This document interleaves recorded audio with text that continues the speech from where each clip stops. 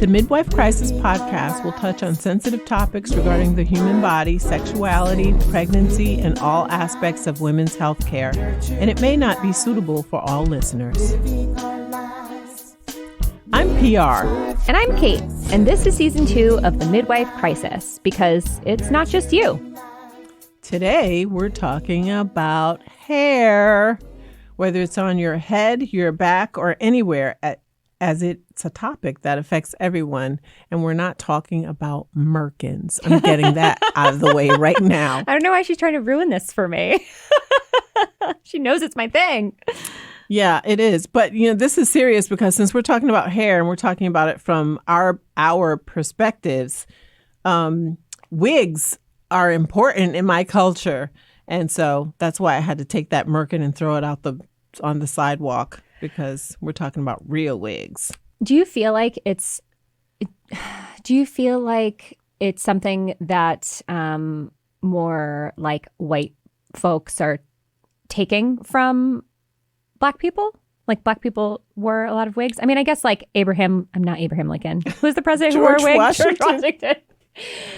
I guess they wore wigs too. I guess that is like sort of not specifically a Black thing. But I feel like in more recent times, you see more, like white women or just other women of color. Even like Chrissy Teigen has just started wearing wigs. And I don't know.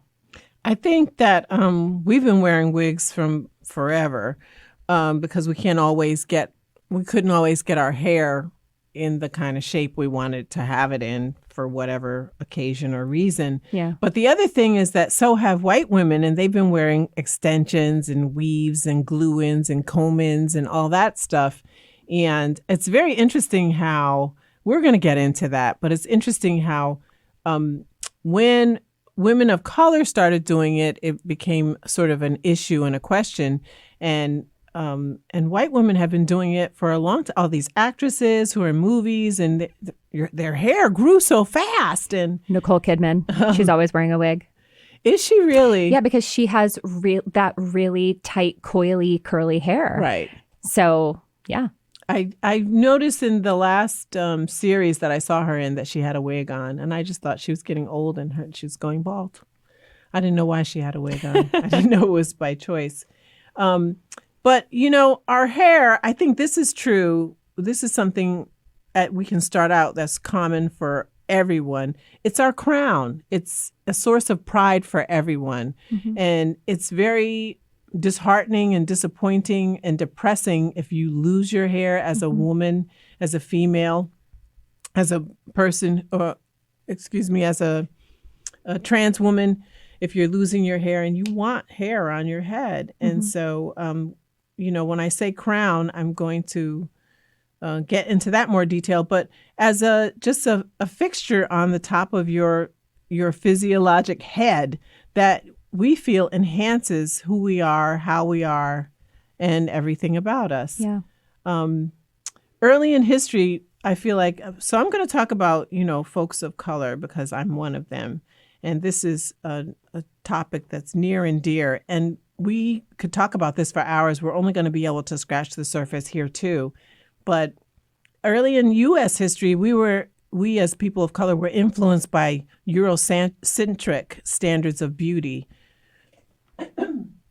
which led to a lot of hair straightening, using lye products to straighten your hair, hot combs to straighten your hair, putting potions and pomades, grease, and different things in our hair to get it to be a certain way. And it actually influenced how we comport ourselves.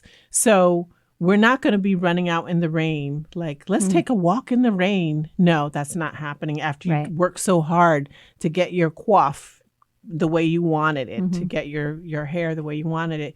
And we're not going to be swimming after you went through all that. And so times they have changed, and we have evolved, of course, and we do swim now. But you will notice that we tend to have braids, our hair braided or locked, or something that makes it easier to care for while we're swimming. So it's just really interesting. The standards of beauty, and by that I mean who we see on the covers of magazines and how their hair is and that kind of thing, just recently started showing us a mirror, because all of these years is sort of like, I remember when I was in high school and I had a Farrah Fawcett haircut because I had my hair relaxed and blow dried. And I said to Kate, we should post some pictures of our hair over the years and how it has changed. But anyways, that's something I think that's really important, that our standards of beauty are not the same, yet we were trying to be accepted by the larger community. And so that influenced us to wear certain clothes and have our hair done a certain way and that kind of thing. Now we're kind of our own folks, and people are copying our style. But there are still little things that go on that are troubling. And one of them is hair touching. I have been asked more times than I can count, oh, can I touch your hair? I was asked that when I had locks, because my hair was locked for many years. When I had a mohawk, because the top was curly and the sides were shaved. When my hair was long, all of that, folks, that makes us feel like you're petting us, like we're animals on display. Don't do it. Don't ask to do it. And don't assume about it that you can do it.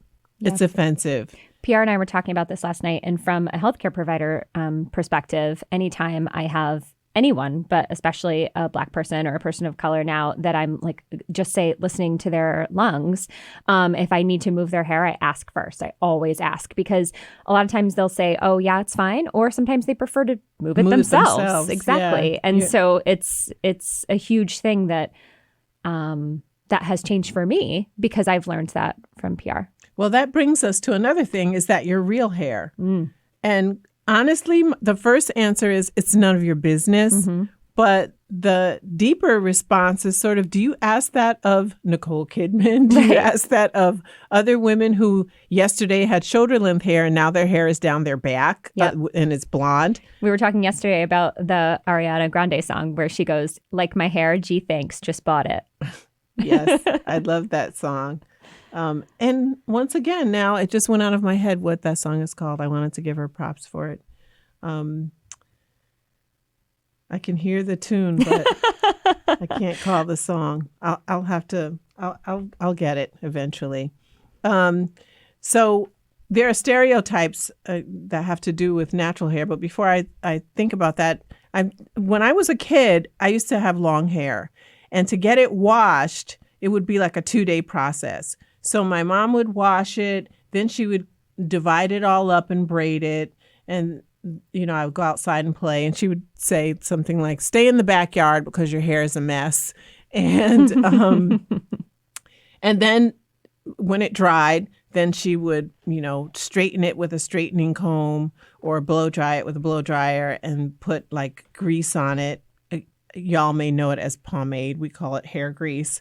And other products, wax products to make the little edges stay down, and products that will prolong the straight life of the style or whatever.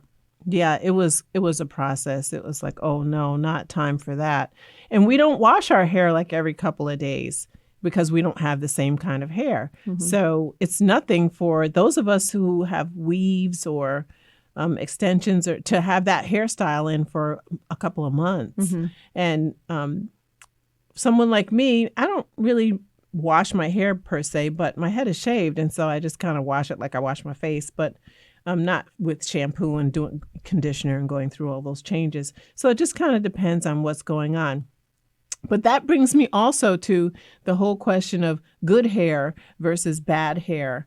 And good hair, quote unquote, as we were growing up, was hair that was curly or easy to comb. And people say to me, oh, you can wear your hair natural because you have good hair.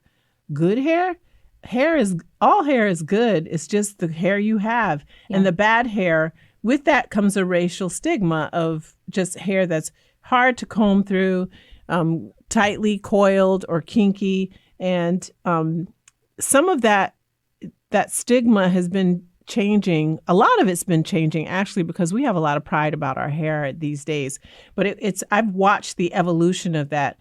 Someone called Matthew Cherry wrote a book called Hair Love about the first time he had to comb his daughter's hair. And he turned it into like a little a movie short, and was nominated for awards for that. Chris Rock did a program called Good Hair back in 2009, and it was sort of a documentary that had to do with his daughter asking the question, why don't I have good hair? And oddly enough, that production, while it was good to see people and see them in their various beauty shops, braiding salons, barbershops, all of that, it didn't really it didn't offer like all perspectives. It was just sort of kind of one-sided a little bit, but it was still good to have the exposure.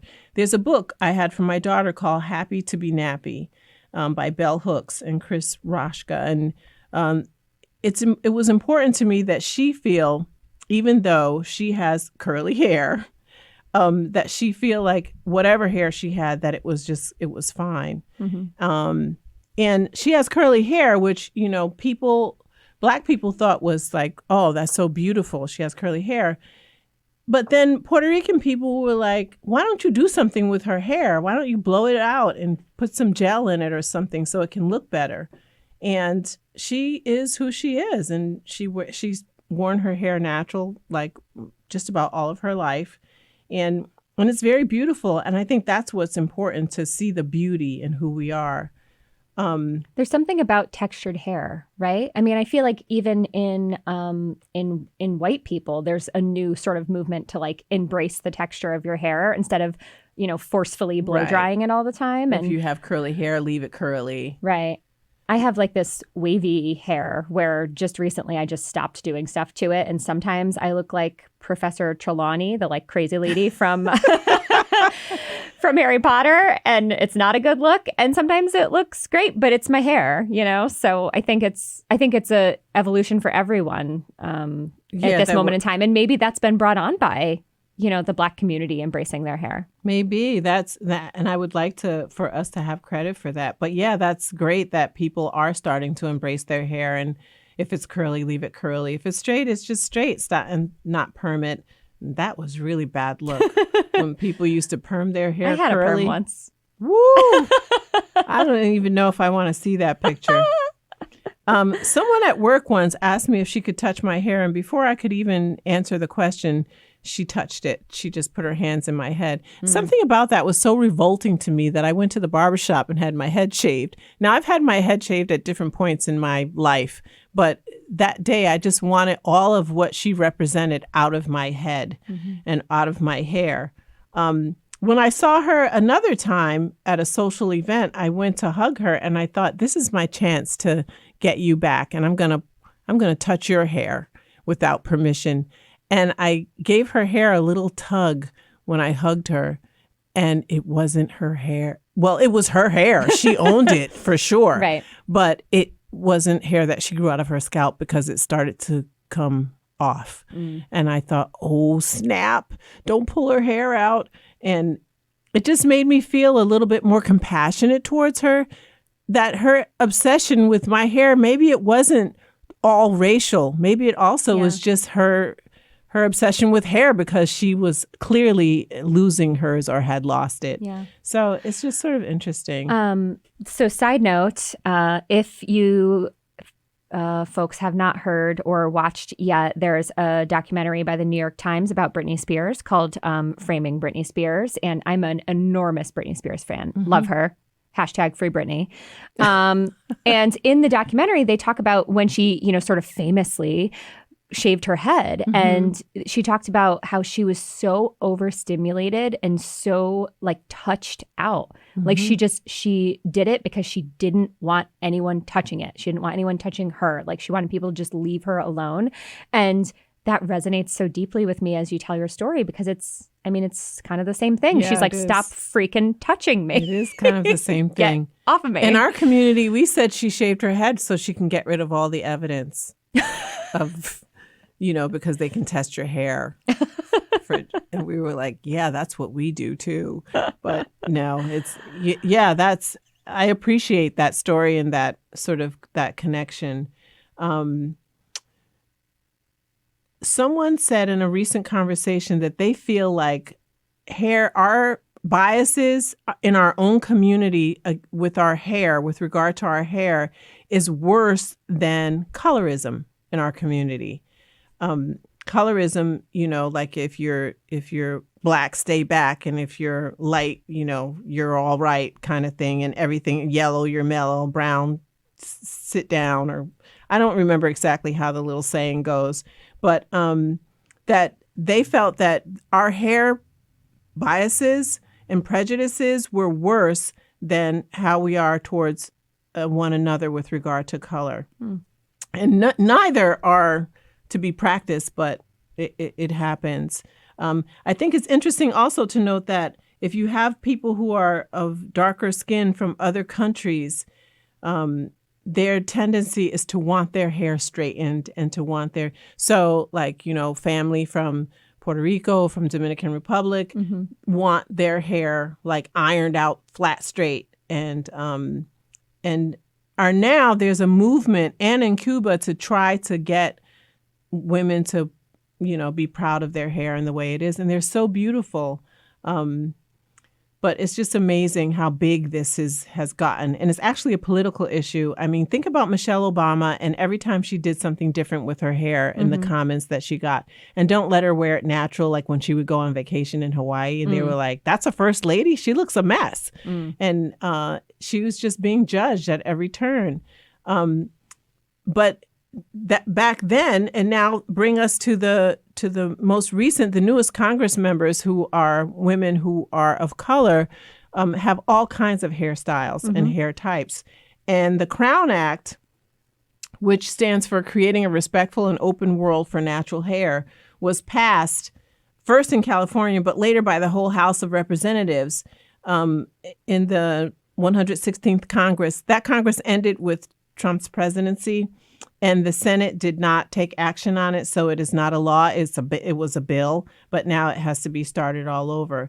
And the Crown Act, for those who don't know, it was created in 2019 or thereabouts, could have been a little bit before, by the Crown Coalition, which included Dove, like your soap manufacturer, and the National Urban League, the Color of Change, and the Western Center on Law and Poverty. And it was to ensure protection against discrimination based on race-based hairstyles and extended statutory protection to hair texture and protective styles like braids, locks, twists, knots in the workplace and public schools, because people are getting sent back home from work because those braids are not going to fly.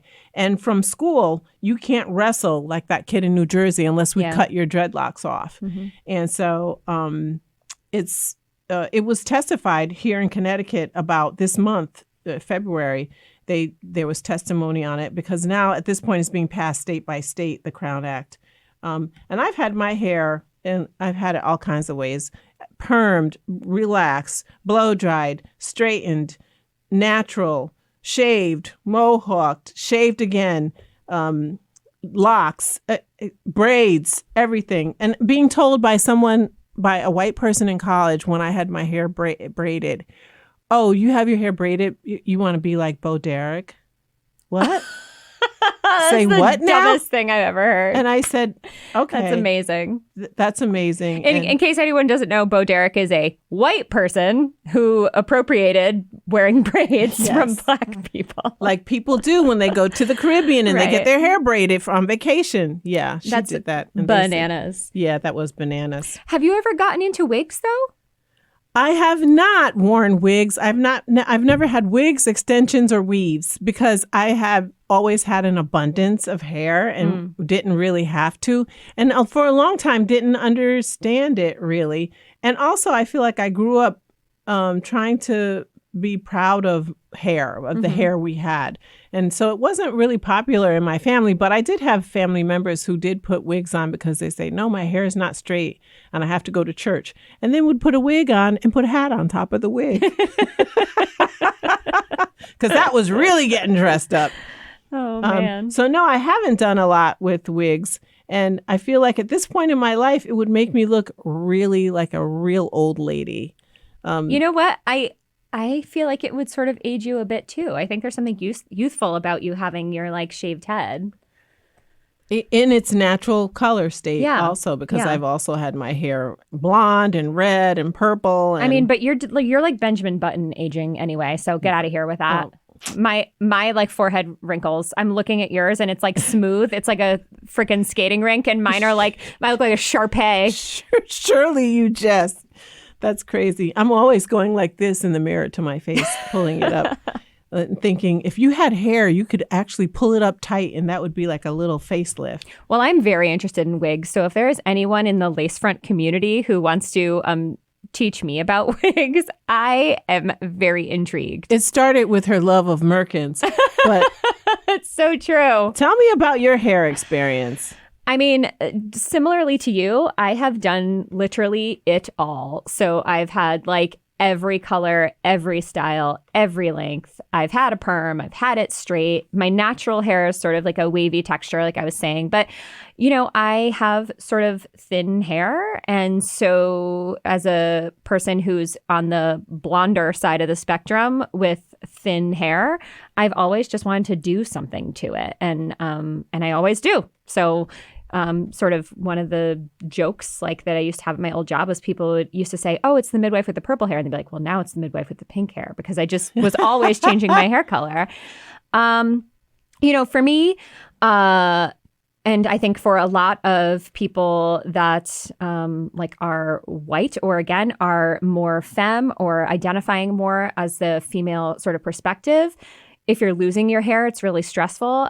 I tend to lose my hair a lot. I lose a lot of hair. I have hypothyroidism, and I've had all kinds of weird diets that I've done and all different kinds of things that have done no service to my hair growth.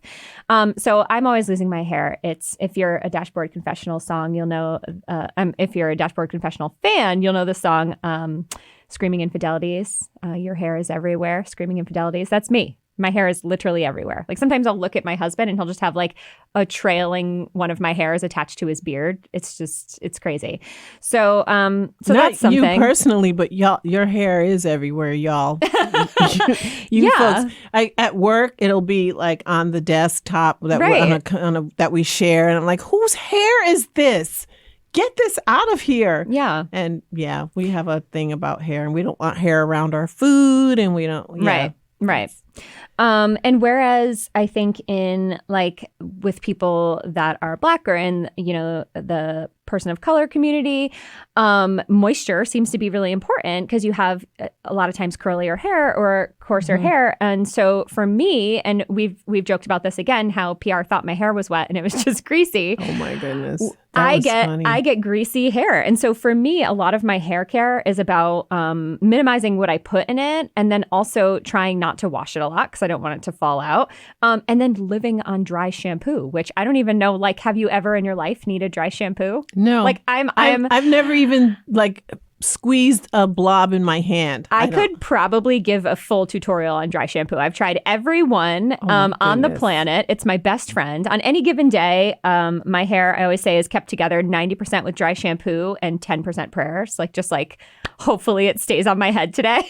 Oh my goodness. So that's that. I have, you know, had the classic lesbian haircut.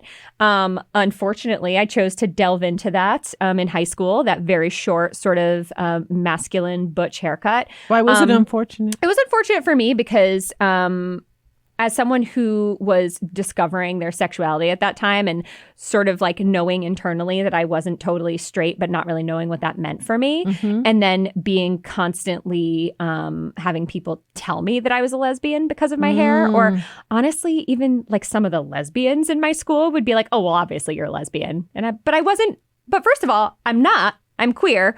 And second of all, I didn't know that. So to have people like make those decisions for me about myself based on my hair was like slightly traumatic. I really have like some difficult feelings about when I had that short hair. They say that about my shoes.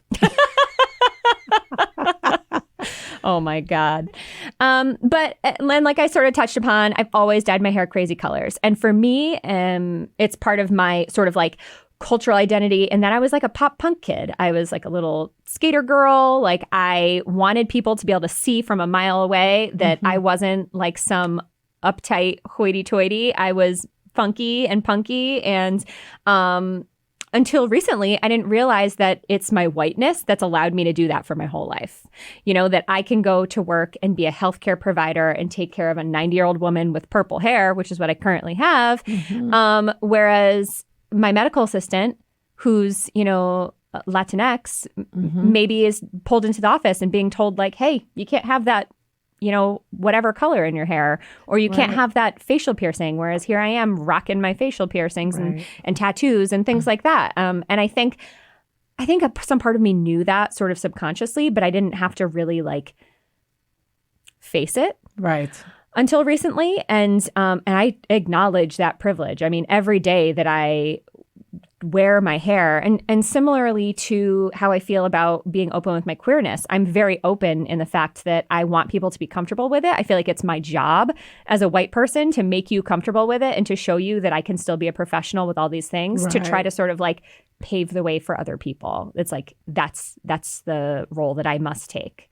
So I remember when I started to dread to lock my hair, I was concerned that someone was going to say something about it. And someone did say to me, I thought you had I didn't even know that your hair was locked because it's always so neat and you always look so professional.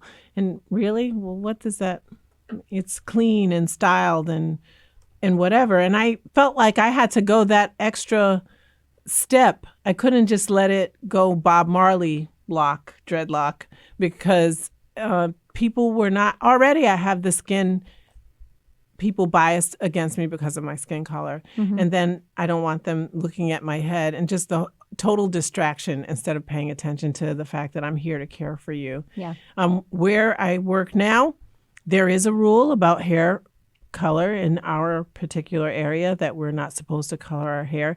And someone said that one of the managers said something about it the other day about, well, you're not supposed to have hair color or something to that effect. I don't have hair color anymore. I just have my natural hair, salt and pepper. And I said, how would you know? We all wear hats now. We wear hats, we wear a mask, double mask.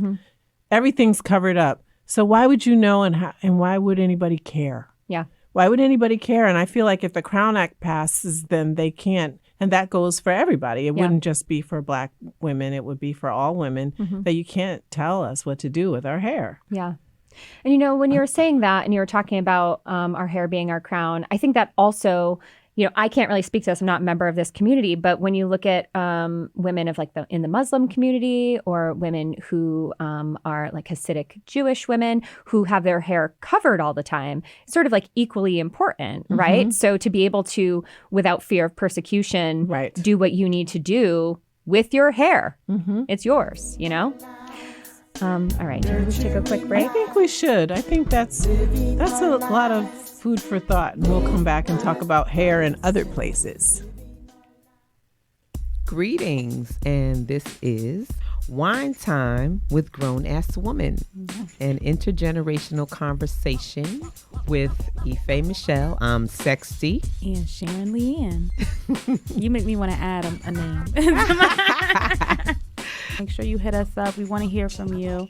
Again, our email is gawomenspeak@gmail.com.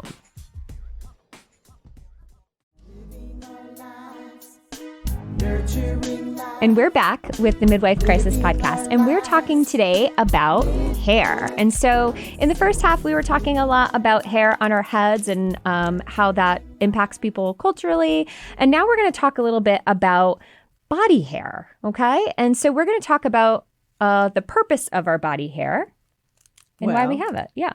It's to keep us warm. We're mammals. Right? Mammals need hair to keep us warm. And here I thought it was sweaters and coats. It protects our heads from the sun's rays, and which would explain why my people have the hair we have, and we come from hot places. It keeps sweat out of our eyes.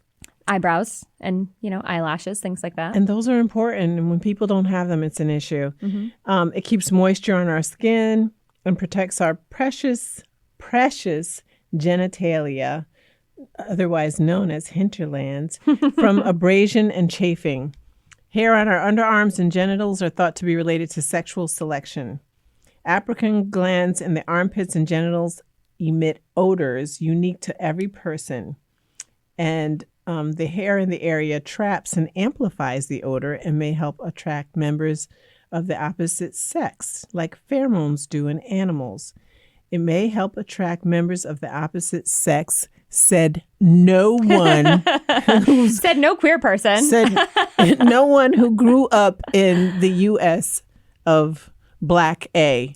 Also, interestingly, I was reading about body hair, and we're the only mammal where our overall bodies are not super hairy, but we have concentrated hair in like our armpits and groin, whereas a lot of other mammals, they have no hair like in their groin, but they have hair all over the rest of their bodies. So kind of interesting. But of course, with our thermoregulation, we need to be able to sweat to cool ourselves down. If you have a ton of hair, it's not going to allow the water to evaporate. We can't cool ourselves down. So, I mean, I think there's reasons, obviously, but I think it's interesting. So we're on different sides of the coin here. With this issue, and we're going to get into that. And it's not even a right or wrong. It's just who you are and what you like and what you don't. I can't not use deodorant. Mm-hmm. Notice that I said can't not use it. I must use it because I otherwise smell like I've been running through the woods, through the bush. Mm-hmm. All like for days straight. Like you've been chasing an antelope. It's like I am the antelope. I find it's repugnant to me. That's just how I was raised. And I'm not going to blame that. It just is that I have a fruit that's one of my favorites. It's called parcha, passion fruit. Mm. It's called passion fruit. Parcha, Puerto Rico is parcha, in Colombia is maracuya. Anyways, I love that fruit. As soon as you open it, it's like you open someone's armpit right in your face. That's like durian. Have you ever had a durian? I haven't. Okay, so this is such a side note, but durian is in a lot of like Asian countries a delicacy, and it's a fruit that's like this big it almost looks like a coconut or something that when you break it open, it's got these little pods that are full of this mush that it's like overcooked onions or something. I've eaten one. I liked it, but it's very malodorous. Like it's even before you break it open, it reeks. Like in different hotels and stuff in Asia, there's laws like you can't eat a durian unless you're outside and like wow, not so in a public be space because they're like so fragrant. Anyway. Well, girl, let me tell you, I feel like that about papaya because I feel like it kind of smells like culo. And so I can't even eat it. I have a sensitive nose. I'm pointing to my nose because it's very sensitive. Anyways, you were going to tell us a story about nursing your baby in your armpits. Speaking of armpits. So I found that after having my second baby, he was very bald. My first baby came out with like newscaster, full head of hair, just like looking adorable. My second baby came out looking like Lord Voldemort, bald, white. And for anyone who's co-slept, you know that every once in a while, and for me, it was almost every day, you'd wake up super sweaty because it's like you got this little heat factory next to you. You're a heat factory. And if you're nursing, the baby's kind of like in your armpit. And I suddenly, at this like 3 a.m. panic sesh started being like, oh my God, I'm putting deodorant in my armpit and then it's absorbing through my little bald baby's head. And like, what is all that aluminum doing to like his little forming body? And I just sort of freaked myself out. And also, I smelled 100% like a goat. That kid broke me. Like, you're like, oh, I smelled like I was running through the bush. Like, I didn't even smell like a human. Like, it's insane. I couldn't stand, like, to be near myself. And it was, like, so bad that I would, like, wash myself and I'd be like, I still smell it. Like, what's happening? Those apocrine glands for me got nuts, crazy. And I had to figure out what to do to be comfortable with myself. I began experimenting with natural deodorants, which for anyone out there who's used a natural deodorant before, some of them are great. Some of them do literally nothing. You might as well just be like doing nothing. And so I tried all different types to find what worked for me. And what I found was they really only worked when it was right on the skin. Which meant after a 24-hour call shift, if I was exercising, I'd have odor if I didn't get the deodorant sort of right where it needed to be.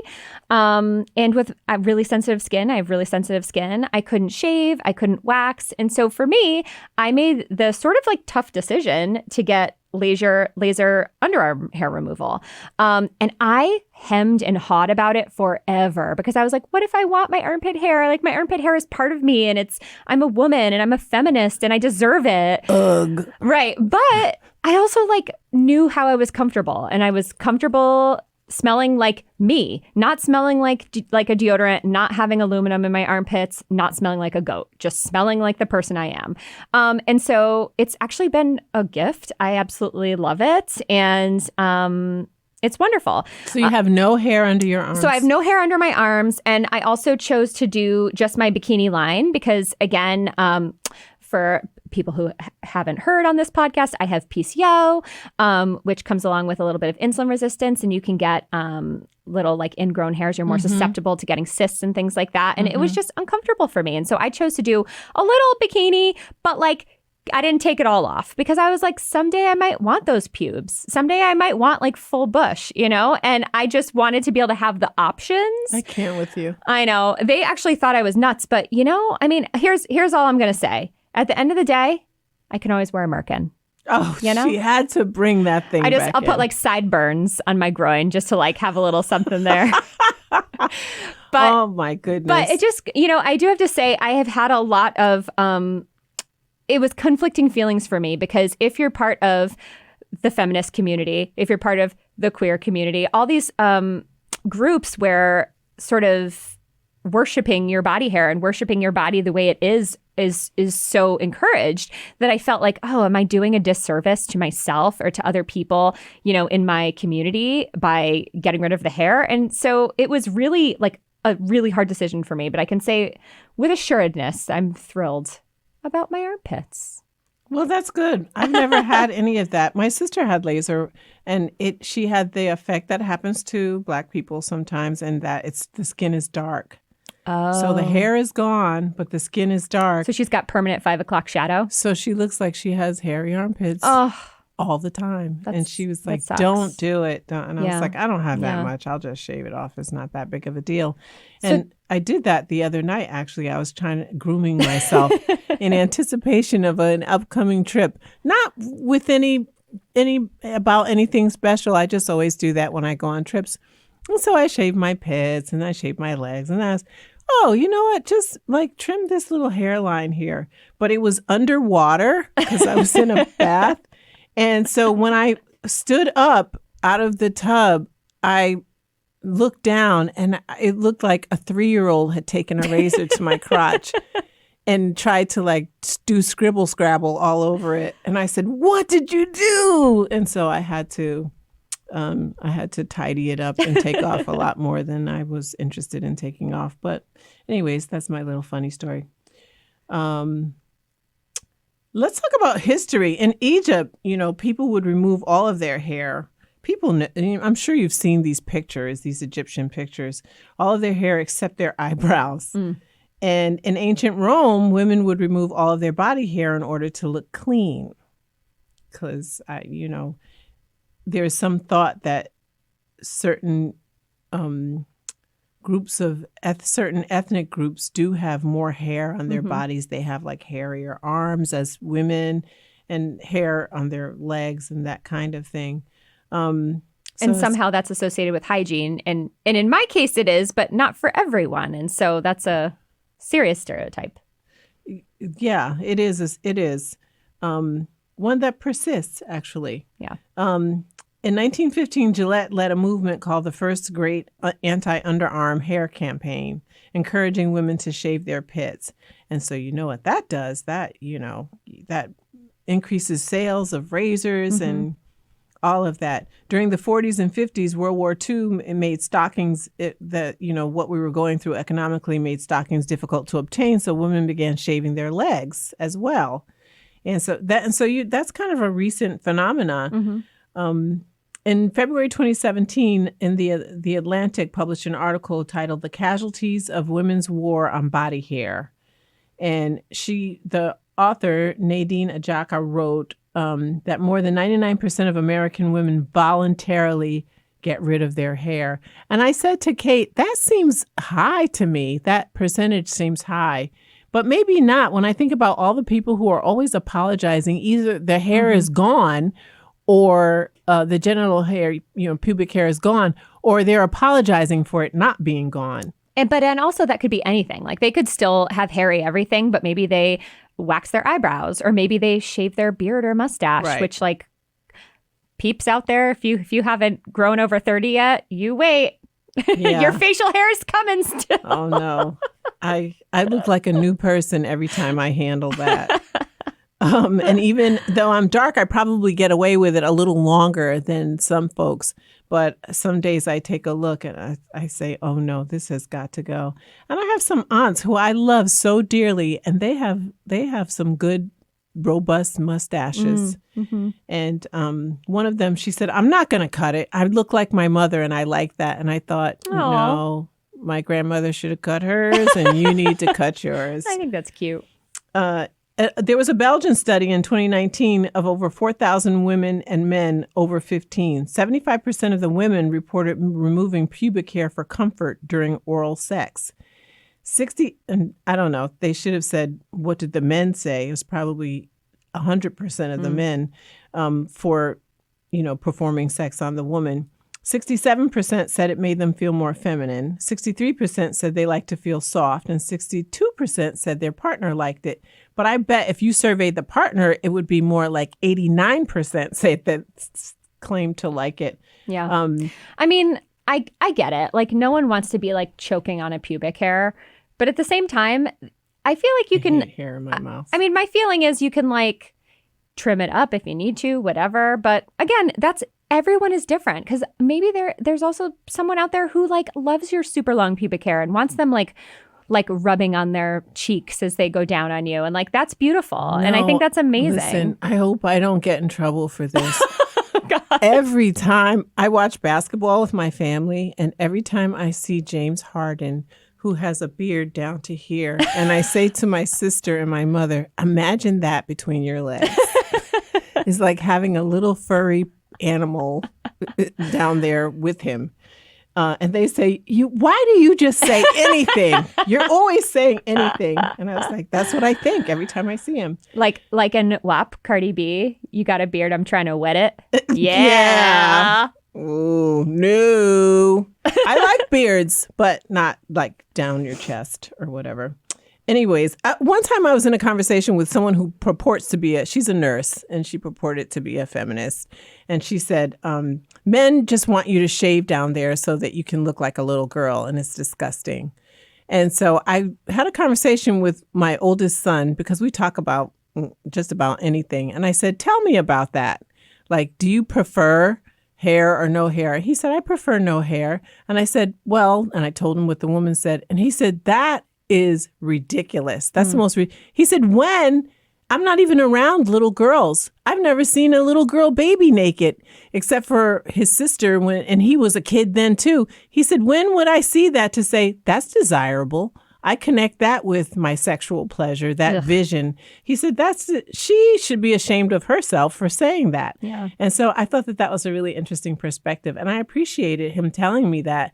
And I said, if I get in that conversation again, I'm going to verbally beat her up.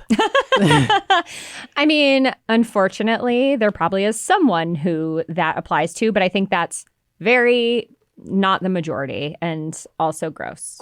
Yeah.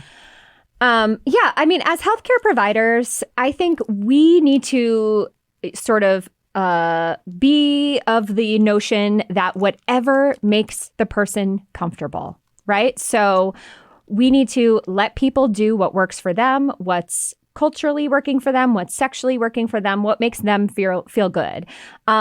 many times patients, usually my cisgendered female patients, will come in and they will apologize like, oh, I forgot to shave, or, oh, I'm so sorry, like I missed this area or whatever. And I always tell them, stop apologizing for your body. I don't know of a situation in which a cisgendered male patient goes in and is like, I'm so sorry about my body. Like, no, they're like, Right. do your job, healthcare Right. provider. Yeah. I got hair. So what? And hurry up. Should I cough now or later? Right, exactly. So I'm just like, I want like a little thing that I wear on my crown. I'm going to make a crown that says stop apologizing for your body and just wear it all the time. So they'll pop up between their legs and just point to it. Because I don't need your apologies. I love you and No. accept you exactly how you are. No, we don't. Yeah. And honestly, sometimes we see women that do, tend to groom a lot that can come in with awful cysts, with abscesses, ingrown hairs, scarring from, removing hair, irritated labia minora, where they'll be like, oh, I just feel like my labia minora is too big because it's like rubbing weird. Meanwhile, they have not a stitch of pubic hair. And I'm like, maybe if you had some pubic hair, it would provide a little cushion protect it. to protect your labia. So, I don't, and people can also have recurrent vaginitis when they get rid of all their hair and That's true. infections. And so I tell people, you need to do whatever you want. But in some instances, it's there for a reason. It protects the skin. It keeps moisture in. It helps balance everything. I mean, there's nothing wrong with pubic hair. Well, the other issue about that is when you take that hair off, you also leave yourself open to different bacteria and Absolutely. infections and viral issues. Absolutely. Yeah. And so that's something to be careful of. I used to have patients come in and I would say, wow, that is clean. And they would say, I got a Brazilian. But here's the thing. It seems like it's always wet. And I said, it's literally weeping. It's crying that it's being abused. Your labia, your mons, your vulva, they're begging. That's how they're talking to you. They're saying, please show me some mercy.